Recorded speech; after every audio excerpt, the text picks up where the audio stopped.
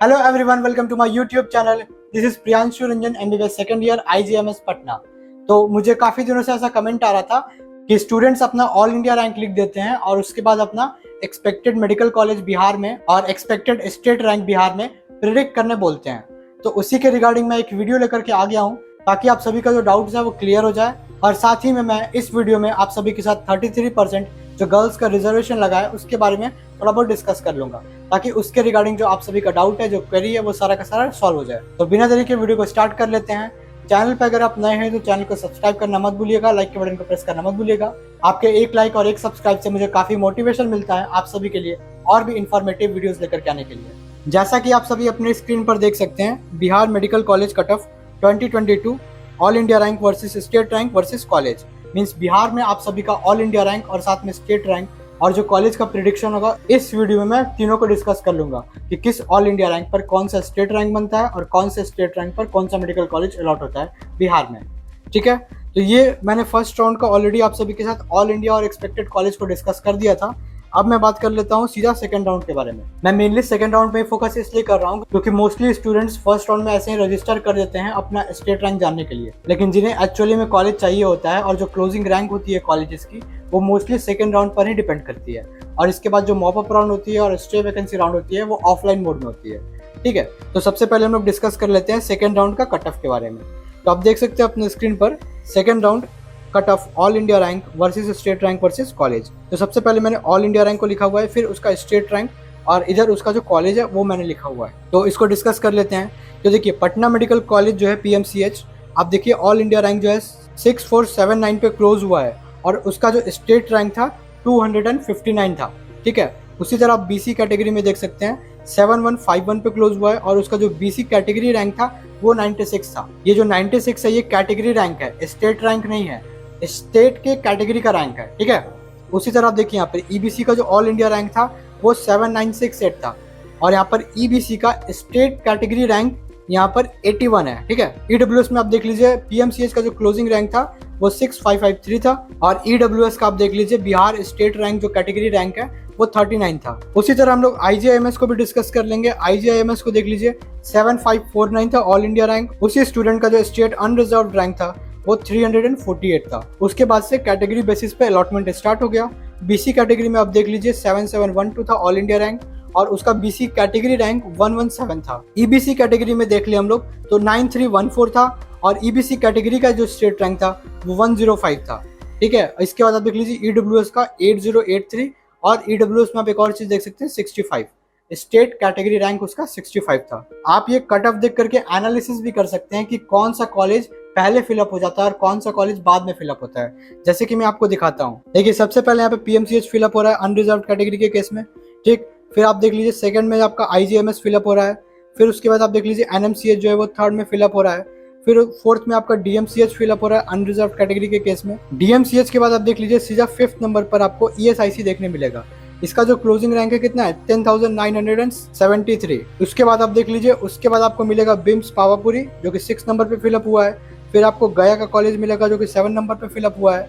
फिर आपको 8th number पे आपको मिलेगा भागलपुर का मेडिकल कॉलेज और 9th नंबर पे आपको मिलेगा एसकेएमसीएच मुजफ्फरपुर का कॉलेज। तो ये आप देख सकते हैं, आपका ये ऑर्डर हो गया कि जो पिछले साल के जो स्टूडेंट्स थे उन्होंने कैसे कैसे कॉलेजेस को प्रेफर किया है। तो आप ये पीडीएफ देख करके अंदाजा भी लगा सकते हैं कि क्या स्टूडेंट का चॉइस प्रेफरेंस रहा होगा और इस साल आप उससे कुछ सीख करके कुछ अपना भी चॉइस प्रेफरेंस है वो ऐसा सेटअप कर सकते हैं। तो ये आपका ओवरऑल जनरल कैटेगरी के बारे में डिस्कशन हो गया कि जनरल कैटेगरी के स्टूडेंट्स ने पिछले साल कैसे अपने चॉइस प्रेफरेंस को अरेंज किया और किस कॉलेजेस को उन्होंने प्रेफर किया।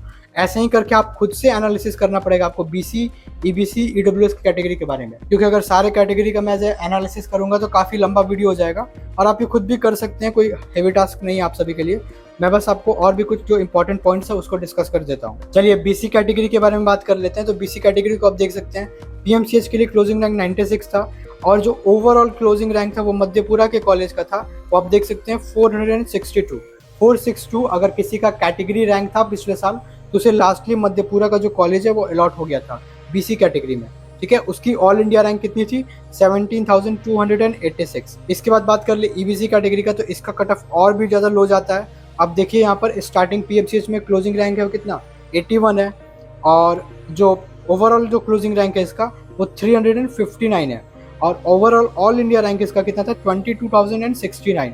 ठीक है, तो ईबीसी कैटेगरी में भी आपको काफ़ी ज़्यादा वेरिएशन देखने मिलेगा। तो ईबीसी जो कैटेगरी है उसमें भी आपको लास्ट सीट जो है वो मध्यपुरा के कॉलेज में ही अलॉट हुआ है। इसके बाद बात कर ले ईडब्ल्यूएस कैटेगरी में, तो ईडब्ल्यूएस कैटेगरी का भी जो क्लोजिंग रैंक है वो 18,052 ही है। और ये भी जो है लास्टली आपको 267 है category rank. State category rank जो है वो 267 है, जिसपे आपको मिला है मध्यपुरा का जो कॉलेज है वो। ठीक है, ये आपका ओवरऑल डिस्कशन हो गया अनरिजर्व बीसी ईबीसी कैटेगरी के लिए और ईडब्ल्यूएस कैटेगरी के लिए। अच्छा, जीएमसी और मध्यपुरा में आपको अनरिजर्व का कोई सीट नहीं मिलेगा।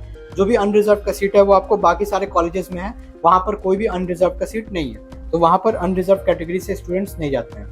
ठीक है, अब एक और बात कर लूँ मैं, अगर इसमें मैं 33% जो स्टेट कोटा अभी जो गर्ल्स के लिए लग रहा है, जो हॉरिजॉन्टल रिजर्वेशन है उसका अगर मैं बात कर लूँ, तो सबसे पहले मैं लड़कों का बात कर लेता हूँ। उनका कोई सुनता नहीं है, उनका कोई होता नहीं है।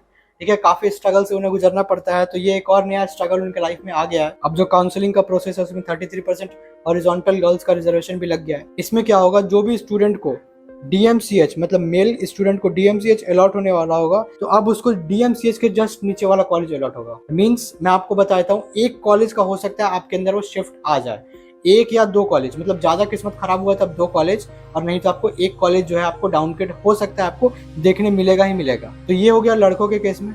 लड़कियों के केस में जस्ट अपोजिट है। अब मैं अगर लड़कियों का बात कर लूँ, तो उन्हें अगर डीएमसीएच मिलने वाला होगा तो हो सकता है उन्हें एनएमसीएच तक मिल जाए। एक कॉलेज जो शिफ्ट है अपग्रेड हो जाए उनका जो सेकंड राउंड काउंसलिंग आते आते तक। पीएमसीएच अलॉट होने वाला है फीमेल कैंडिडेट को, तो उसमें कोई चेंज नहीं आएगा। अगर किसी कैंडिडेट को आईजीएमएस अलॉट होने वाला है और वो सोचेगा कि उसको पीएमसीएच अलॉट हो जाए, तो बहुत rare of the rare case में ही ऐसा हो सकता है, क्योंकि ऑलरेडी पीएमसीएच मतलब बाकी मेडिकल कॉलेजेस में जो है वो 33% कॉलेज में गर्ल्स रहती हैं, तो उसका ज़्यादा चिंता नहीं करना है। तो ऊपर के कॉलेजेस में आपको कम वेरिएशन देखने मिलेगा, लेकिन जैसे जैसे आप नीचे बढ़ेंगे तो आपको नीचे के कॉलेजेस में काफ़ी ज़्यादा वेरिएशन देखने मिलेगा। अगर आप एक लड़के हैं तो आपका जो कॉलेज है वो डिग्रेड हो सकता है, और अगर आप एक लड़की हैं तो आपका कॉलेज अपग्रेड हो सकता है। जो भी आपको मिलने वाला था, हो सकता है आपको उससे एक कॉलेज वो आपको बेटर मिल जाए। इसके बाद बात कर लेते हैं आपको अदर कैटेगरी के लिए, SC ST और RCG और DQ कैंडिडेट्स के लिए। ठीक है, यहाँ पर भी आप देख लीजिए ऑल इंडिया रैंक मैंने लिखा हुआ है, यहाँ पे कैटेगरी रैंक लिखा हुआ है। स्टेट का जो कैटेगरी रैंक है उसका मेंशन किया हुआ है 59।